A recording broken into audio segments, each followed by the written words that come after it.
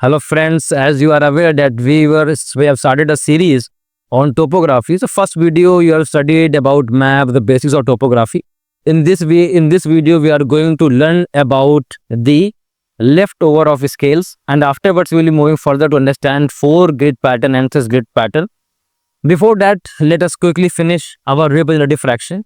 तो पिछली बार हम लोगों ने स्केल में लीनियर और ग्राफिक स्केल हम लोगों ने पढ़ लिया था. आज उसके आगे हम लोग बढ़ेंगे and we will be studying. तो आपने जब भी कोई टोपोग्राफी मैप का आपने बॉटम देखा तो वहां पर आप ऑब्जर्व करते हैं यार कि आपका कुछ इस प्रकार से आपके पास दिया रहता है कि 1 इंच इक्वल टू, मैं हमने पढ़ लिया, स्टेटमेंट लिखा हुआ है, लीनियर हमने पढ़ लिया था. आज जो हम लोग पढ़ने वाले हैं वो पढ़ने वाले हैं रिप्रेजेंटेटिव फ्रैक्शन. जब बात करें रिप्रेजेंटेटिव फ्रैक्शन की तो आप समझिए कि अगर आपके पास कोई पर्टिकुलर मैप दिया हुआ है, you have a map is given to you, और उस पर्टिकुलर मैप के बीच में आपके पास क्या दिया हुआ है, 2 पॉइंट दिए हुए हैं. जैसे आपके पास एक पॉइंट ये दिया ए, दूसरा पॉइंट ये आपके पास क्या दे रखा है बी. तो पॉइंट ए और पॉइंट बी के बीच में मेरे पास सर्टेन डिस्टेंस होगी, लेट्स दैट वो 2 सेंटीमीटर है. और जो इनकी एक्चुअल डिस्टेंस मेरे पास आ रही है मैप में वो देख लेते हैं, करीबन हमारे पास जैसे 50 किलोमीटर है. तो जो हमारे पास क्या है, हमने क्या की, एक रिलेशनशिप ड्रॉ करी कि हमारी जो एक्चुअल डिस्टेंस के बीच में और एक मैप डिस्टेंस के बीच में, उसी को बेसिकली हम लोग सरल शब्दों में क्या बोल देते हैं, रिप्रेजेंटेटिव फ्रैक्शन बोल देते हैं. आपसे क्या पूछे आरएफ क्या होता है, इस शॉर्ट में इसको हम लोग आरएफ बोल सकते हैं. If somebody asks you what is representative fraction, you can easily tell them that representative fraction is a ratio between distance on the map to the actual distance on the ground, to the actual distance on the ground. तो मेरे पास क्या दे रखी है, 2 distances दे रखी है. एक मेरे पास real distance है जो कि मेरे मैप में दी रखी है, और उसी की एक एक्चुअल लेंथ है जो कि असली में ग्राउंड में कवर की गई है. तो उन दोनों के बीच का जो रेशियो होता है बेटा, उसी को हम लोग बोल देते हैं रिप्रेजेंटेटिव फ्रैक्शन.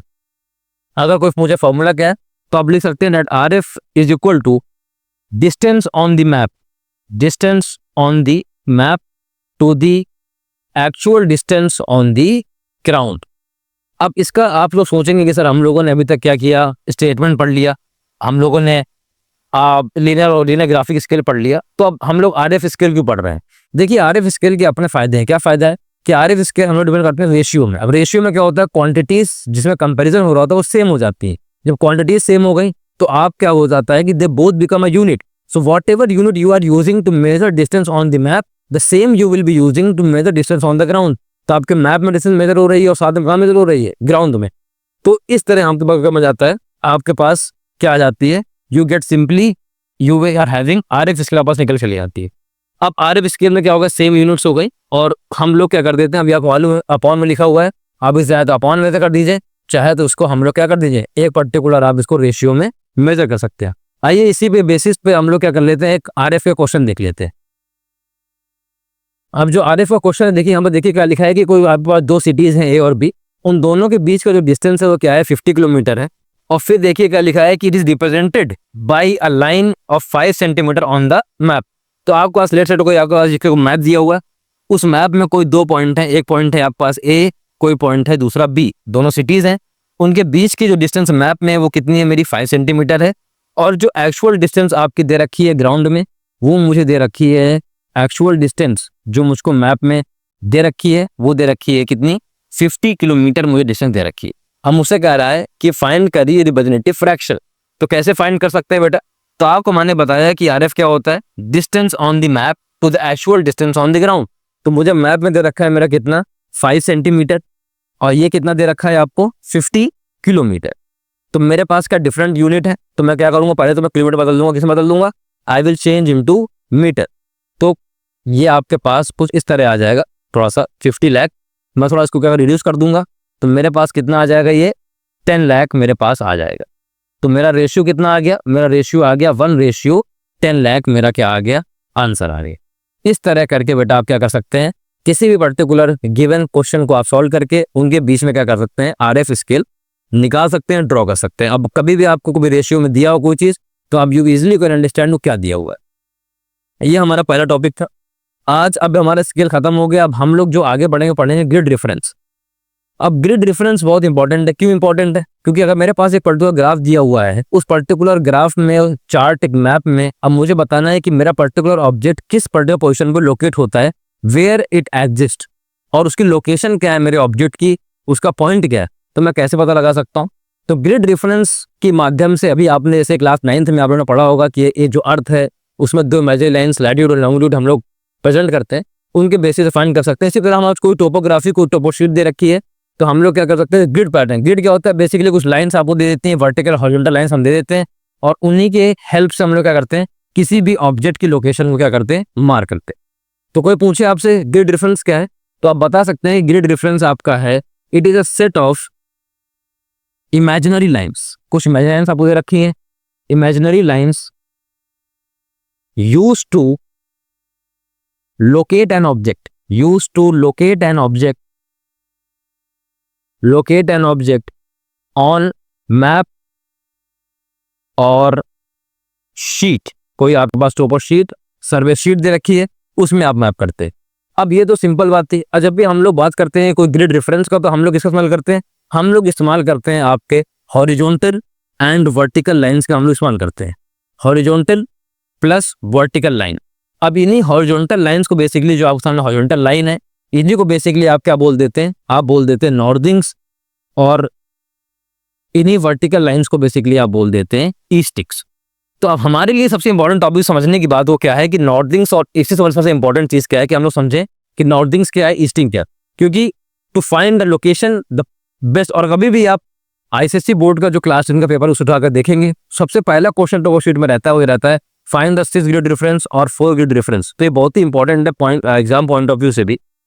अब अगर इफ यू मूव फर्दर, सो अब हम पहले समझेंगे कि हमारे पास क्या है, ईस्टिंग और नॉर्दिंग हमारे पास क्या है, what is easting and what is northings. बात करें ईस्टिंग्स की, तो ईस्टिंग्स क्या होती है यार? आपको सिंपल भाषा में समझिए कि ईस्टिंग नाम किसने देखिए समझ आ रहा है? ईस्ट से। ये बना ही हुआ है, किससे बना हुआ है? आपका ईस्ट से बना हुआ है। अब ईस्ट मतलब क्या कि यार ईस्टिंग वो लाइंस हैं कि when we move from west to east, जब हम क्या बढ़ेंगे, वेस्ट टू ईस्ट के अगर और हम बढ़ेंगे, तो मेरी जो वर्टिकल जो लाइंस हैं इनकी वैल्यू क्या होगी? इंक्रीज होगी। तो कोई पूछे तो क्या है, व्हाट इज ईस्टिंग, तो आप क्या कह सकते हैं कि eastings are the lines running from north to south. कहां रन कर रही हैं? नॉर्थ टू साउथ रन कर रही हैं, और उनकी their values are increasing while going towards east. जब मैं ईस्ट की ओर जा रहा हूं, while गोइंग टूवर्ड्स ईस्ट, तो जब मैं ईस्ट की ओर जाऊंगा, ईस्ट की ओर मैं जाऊंगा, तो मेरी वैल्यू क्या हो जाएगी? इंक्रीज। फॉर एग्जाम्पल मेरे पास क्या यहाँ पे मैप दिया हुआ है, यहाँ पर देखिए आप, ये आपके पास कितना दिया हुआ है? 24। ये रहा आपका वेस्ट, ये रहा आपका ईस्ट, देखिए यहाँ पे लिखा भी ईस्ट। अब आपका वेस्ट था, लाइन टेबल 24, फिर अब आ गया है 25, 26, 27, 28 एंड मूविंग फर्दर। तो जो इस तरह की जो लाइंस हैं आपकी vertical lines which are running from north to south and their values are increasing while we go towards east, उसे बेसिकली हम लोग क्या बोल देते हैं? ईस्टिंग्स बोल देते हैं। आई होप ईस्टिंग क्लियर है। इसी सिंपल भाषा में कि वो लाइन जिन जब हम ईस्ट की ओर जाएं तो उनकी वैल्यू क्या हो जाए? इंक्रीज हो जाए। नेक्स्ट टॉपिक है हमारा इसी के बेसिस पे क्या है? नॉर्दिंग्स। अब हम लोग ईस्टिंग समझ लिया है, अब ईस्टिंग्स का ही नॉर्दिंग। अब समझे आप ईस्टिंग समझ लिया, तो अगर आपने अंडरस्टूड ईस्टिंग, तो northing you can easily understand. नॉर्दिंग्स क्या होता है कि जब व्हाइल गोइंग टुवर्ड्स नॉर्थ, जब मैं नॉर्थ की ओर जाऊंगा तो मेरी वैल्यू क्या होगी? जो लाइंस उनकी वैल्यूज क्या होंगी? इंक्रीज होंगी। तो कोई पूछे आपसे ये क्या है, तो आप बता सकते हैं these are your horizontal lines, those are your horizontal lines whose value is increasing while going towards north। जब हम नॉर्थ की ओर जाते हैं तो उनकी वैल्यू क्या होती है? इंक्रीज होती है। फॉर एग्जाम्पल हमारे पास यहाँ पर आप देखिए कुछ मैप दिए हैं, कुछ हॉरिजॉन्टल लाइंस आपके पास दे रखी हैं। देखिए ये आपके पास एक पड़ी हुई है 75, देखिए एक पड़ी है यहाँ पे, ये 76, 77, ये हॉरिजॉन्टल लाइन सामने प्रेजेंट है। अब ये जो हॉरिजॉन्टल लाइन है सबसे देखिए आप यहाँ पर, कि as you are going towards north, अब आप नॉर्थ की ओर जाएंगे, ऊपर की ओर जाएंगे, तो देखिए वैल्यू 74 थी, 75 हो गई, 76, 77, 78। जैसे जैसे आप नॉर्थ की ओर जा रहे हैं, ऊपर की ओर जा रहे हैं, तो आपकी वैल्यू क्या हो रही है, इंक्रीज हो रही है। अब आप फिर डिवाइड कर लेते हैं। ईस्टिंग क्या है, जब मैं when we will be going towards east, इधर जाएंगे, वर्टिकल लाइंस हैं, उन्हें बोलते हैं ईस्टिंग्स, क्योंकि उनकी वैल्यू भी होती है towards, going towards east. Northings क्या है, horizontal lines are called your northings with their value increase while going towards north. अब इसी के दोनों का ईस्टिंग्स और नॉर्थिंग का इस्तेमाल करके हम क्या निकालेंगे, we will find the 4 grid pattern. अब देखिए 4 ग्रिड पैटर्न क्या होता है, 2 पैटर्न हम लोग पढ़ते हैं, 2 पैटर्न पढ़ते हैं किसी भी ऑब्जेक्ट को लोकेट करने के लिए। एक पढ़ते हैं हम लोग 4 ग्रिड और एक पढ़ते हैं 6 ग्रिड। दोनों में डिफरेंस क्या होता है यार, सिंपल डिफरेंस है कि 4 ग्रिड जो होता है आपका, इट इज, ये आपको बता देगा कि आपका ऑब्जेक्ट किस पर्टिकुलर ग्रिड में हमारा ऑब्जेक्ट लोकेटेड है। फॉर एग्जांपल यहाँ पे आपने कुछ एक फीचर ड्रॉ कर दिया, अब आपको पर्टिकुलर ऑब्जेक्ट है, इसको मान लीजिए जैसे आपने कहा ये ए है। अब ये ए किस पर्टिकुलर ग्रिड में लोकेटेड है, ये आपको बता देगा 4 ग्रिड। बट इसकी जो एक एक्यूरेट लोकेशन है कि वो उस पर्टिकुलर ग्रिड में किस पोजीशन पे लोकेटेड है, वो आपको बताता है 6 ग्रिड। तो हम लोग 2 चीज पढ़ते हैं, 4 ग्रिड और 6 ग्रिड। 6 ग्रिड थोड़ा सा आपको ज्यादा एक्यूरेट होता है और ज्यादा अच्छी मेजरमेंट देता है, तो समझना यहाँ पे दोनों जरूरी है। इफ यू टॉक अबाउट, अगर हम बात करें 4 ग्रिड फिगर की, तो 4 ग्रिड फिगर निकालने के लिए क्या होता है, आपके पास 4 डिजिट होंगी। 4 ग्रिड मतलब 4 डिजिट, तो हमारे पास क्या है, 4 डिजिट है, 1 2 3 4, 4 डिजिट 4 ग्रिड फिगर। आपके जो पहली डिजिट होंगी वहां पर आप लिखेंगे ईस्टिंग्स, और सेकंड जो दूसरी डिजिट होंगी वहां पर आप क्या लिखेंगे, नॉर्थिंग्स। तो एक तरफ आप लिखेंगे ईस्टिंग की वैल्यू, एक तरफ आप लिखेंगे नॉर्थिंग्स की value. That is as simple. अब यहाँ पर लेट्स से दैट, अगर मैं कोई एग्जांपल ले लेता हूँ, मैंने यहाँ पर एक क्या की, मैंने एक टोपो शीट आपकी, I have taken the topo sheet. अब उस टोपो शीट में हम लोग गए यहाँ पे, और उस टोपो शीट में हमने क्या देखा कि हमारे पास क्या दिया हुआ है, एक पर्टिकुलर हमारे पास टोपो शीट दी है। अब इस टोपो शीट में कोई फिगर निकालना है, लेट्स से कोई ऑब्जेक्ट हमारे यहाँ पे देखिए ये बना हुआ है। अब this we need to find, I hope it is slightly visible to you, और if it is not visible we can make slightly this. तो ये देखिए, अब यहाँ पे आपके पास क्या दे रखा है, देखिए ये आपको बहुत सारी रेड लाइन दे रखी है। तो यहाँ पर क्या है, आपके पास कुछ हॉरिजॉन्टल लाइंस हैं, कुछ आपके पास क्या है, वर्टिकल लाइंस हैं। तो क्या पढ़ा था, वर्टिकल लाइंस को बेसिकली हम लोग क्या बोल देते हैं, ईस्टिंग्स बोल देते हैं, और हॉरिजॉन्टल लाइंस को बेसिकली हम लोग क्या बोल देते हैं, नॉर्थिंग्स बोल देते हैं। तो मेरे पास लेट्स से कोई ये पॉइंट है, यहाँ पे आप इसे समझ लीजिए कि आपके पास कोई ये पॉइंट है, यहाँ पे कोई ऑब्जेक्ट है लेट्स से। तो अब इस ऑब्जेक्ट में मुझे बताना है 4 ग्रिड फिगर। तो मैं क्या करूंगा, पहले मैं निकालूंगा ईस्टिंग्स। तो मेरी ये आ गई, ये मेरी क्या हो गई, ईस्टिंग हो गई, और ये मेरी क्या हो गई, नॉर्थिंग। तो ईस्टिंग मतलब जब मैं ईस्ट की ओर जा रहा हूँ, when I am going towards east, जब मैं ईस्ट की ओर जाऊंगा तो जो मेरी पहली लाइन जो मुझे मिलेगी, जहां पे ऑब्जेक्ट लोकेटेड है, मैं जैसे यहाँ पे लिखा, तो यहाँ पर क्या लिखा है, दिस लाइन इज 50। मेरी ईस्टिंग कितनी आ गई, यहाँ पे 4 डी मैंने बना ली। ऊपर लिखूंगा मैं ईस्टिंग, नीचे मैं लिखूंगा नॉर्थिंग्स। तो ये जो लाइन है आपकी, इसमें बेसिकली आपने यहाँ पे हमारा ऑब्जेक्ट लोकेटेड है, ये आपकी ईस्टिंग कितनी है, ईस्टिंग है ये 50, दिस इज बेसिकली 50। और नॉर्थिंग कितनी है मेरी, नॉर्थिंग यहाँ पे मेरी ये लोकेटेड है, the value of northing is basically 28। तो मेरी जो 4 डिजिट जो डिफरेंस निकलेगा वो कितना निकल जाएगा, 5028। इसको हम लोग शीट में देख लेते हैं बेसिकली कि मेरे पास एक 4 ग्रिड फिगर होगा। मैं इसको एक समझा देता हूँ, आपको ग्रिड बना के समझा देता हूँ कि मान लीजिए मेरे पास कोई पर्टिकुलर ऑब्जेक्ट है। अब उस पर्टिकुलर ऑब्जेक्ट में मेरे पास कुछ ऐसे लाइंस बने हैं, ये आपकी बना दी मैंने क्या, ईस्टिंग्स, और ये आपकी बन गई नॉर्थिंग्स। अब मैं इनकी क्या कर लेता हूँ, कुछ वैल्यू ले लेता हूँ टू मेक इट ईजियर। अब मेरे पास मान लीजिए ये आपके पास कितना होगा, 28, 29, 30, 31। ये मेरे पास ऊपर हम लोग गए, ये मेरा हो गया 01, 02, 03, 04। यहाँ मैंने कोई एक ऑब्जेक्ट बना दिया जो कि यहाँ पर क्या है, ऑब्जेक्ट लोकेटेड है। अब मुझे क्या करना है, I have to find the location of this particular object, इस टेम्पल की या इस पर्टिकुलर प्लेस की मुझे क्या करना है, 4 ग्रिड फिगर बताना है। तो ईस्टिंग मतलब ईस्ट की ओर जाते हुए, as I am going towards east, तो मेरी पहली जो मुझे लाइन मिल रही है, मुझे ये वाली मिल रही है। ये लाइन मेरी कौन सी है, 29। तो अब जब मैं लिखूंगा easting, when I am writing the 4 grid figure, तो जो मैं लिखूंगा क्या, व्हाट आई विल राइट 29। अब यहाँ पर क्या हो जाएगा, जब मैं ऊपर की ओर आ रहा हूँ, as I am coming towards north, तो जब मैं नॉर्थ की ओर आ रहा हूँ तो मुझे नॉर्थ सबसे पहले लाइन कौन सी मिल रही है, तो ये है, पर यहाँ मेरा ऑब्जेक्ट नहीं है, यहाँ पे मेरा ऑब्जेक्ट है। तो ये जो लाइन है मेरी, जो है बेसिकली 02, तो मैं क्या ले दूंगा 2902।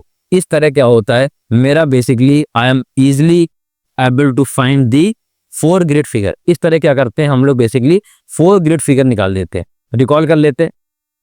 4 ग्रिड फिगर निकालने के लिए आपको करना पड़ेगा you will have to write 2 figures of easting, 2 figures of northing.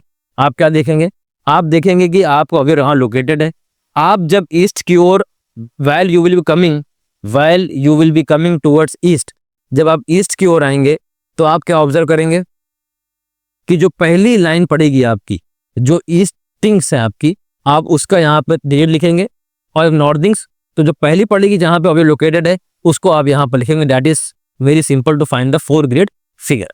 अब हम लोग क्या करेंगे, now we are moving towards 6 grid figure.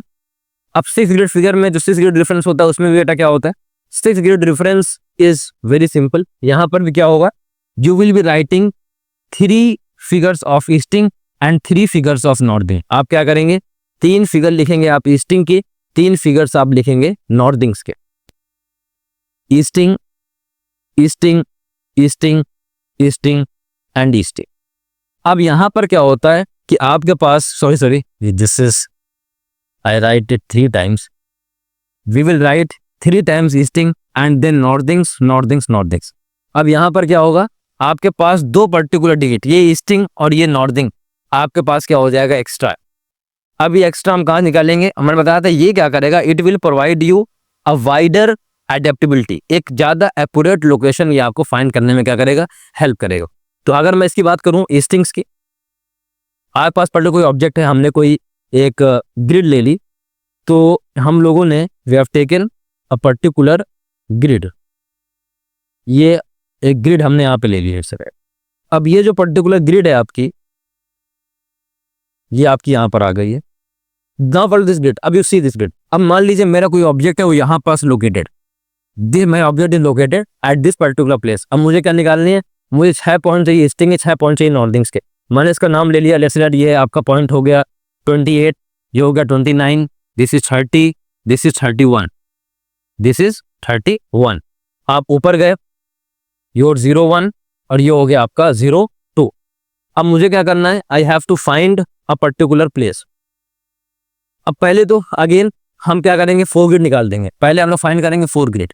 4 grid में आपके पास जो ईस्टिंग आएगी, कितनी ईस्टिंग आ गई, ये आपके पास आ गई 29। ईस्टिंग आपके पास कितनी आ गई, 29। और बात करें नॉर्थिंग्स की, तो नॉर्थिंग आपके पास कितनी आ गई, 01। तो 29 01 आ गया। बट अब हम निकाल रहे हैं क्या, वी आर फाइंडिंग 6 ग्रिड। तो ये आपको 29 लिख दिया, एक स्पेस आपका बचा लेट्स से x, और यहाँ पर रखा 01। अब मुझे क्या करना है, 2 बतानी, एक ईस्टिंग का, एक पॉइंट बताना है मुझे आपको नॉर्थिंग का। बहुत सिंपल है। इसमें जो ये आपके पास जो डिस्टेंस दे रही थी, ये वाली और ये वाली, इसे क्या करते हैं बेसिकली, आप दिस जो डिस्टेंस है, आप इसे क्या कर सकते हैं, you can divide this particular line into 10 segments. You can divide this particular segment, आप इस पर्टिकुलर लाइन को क्या करेंगे, आप 10 सेगमेंट में डिवाइड कर लेंगे। इसको भी डिवाइड कर लेंगे 10 सेगमेंट में, एंड इसको भी आप क्या करेंगे 10 सेगमेंट में, you will be able to divide. So जब आप इसे दोनों को आप 10 सेगमेंट डिवाइड कर लेंगे, तो फिर व्हाट यू विल डू, आप यहाँ से एक लोकेशन लेंगे और एक लोकेशन आप यहाँ से लेके, जो लेसर यहाँ पर आपने कोई पॉइंट आपका 07 आ रहा है, और यहाँ पर आपका पॉइंट जो आ रहा है लेसर वो क्या आ रहा है 0, यहाँ पर पॉइंट आपका 0 मान लीजिए 07 आ रहा है आपका, दोनों point 7 so what you will do, आप बस यहाँ पर क्या लिख देंगे, यहाँ पे लिख देंगे 7, यहाँ पे लिख देंगे 7। एक पॉइंट ईस्टिंग का, एक पॉइंट आपका हो जाएगा नॉर्थिंग का। इस तरह क्या कर सकते हैं आप 6 ग्रिड रेफरेंस को आपको इसलिए फाइंड कर सकते हैं। अब now we will be meeting in next video with lot of examples. हम लोग क्या करें, कुछ रियल टाइम जो आपके प्रीवियस ईयर क्वेश्चंस आए हम उन्हें सॉल्व करेंगे। Till then we keep studying and keep learning. Thank you.